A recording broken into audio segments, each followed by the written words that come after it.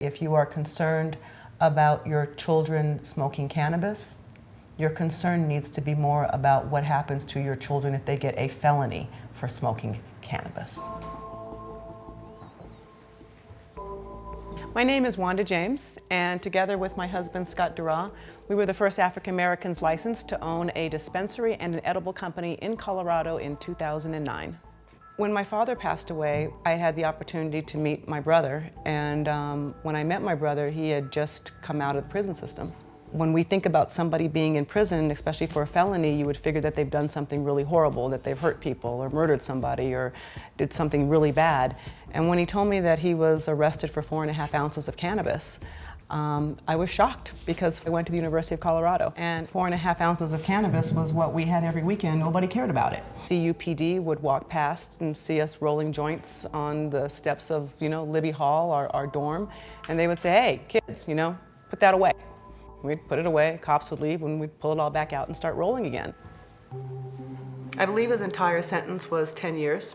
Of those 10 years, 4.5 were actually spent incarcerated. During that 4.5 years of incarceration, my brother picked cotton in Texas to buy his freedom.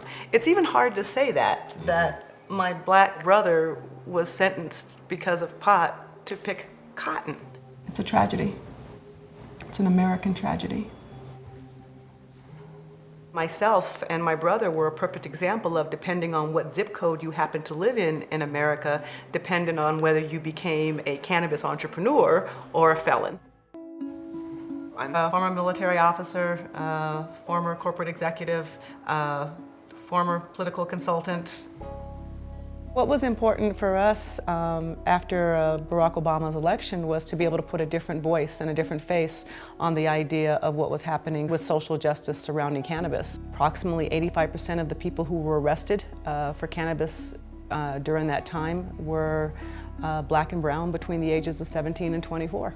We wanted to make a difference and we wanted to stand up. We knew that they couldn't make criminals out of us, and we opened our first dispensary.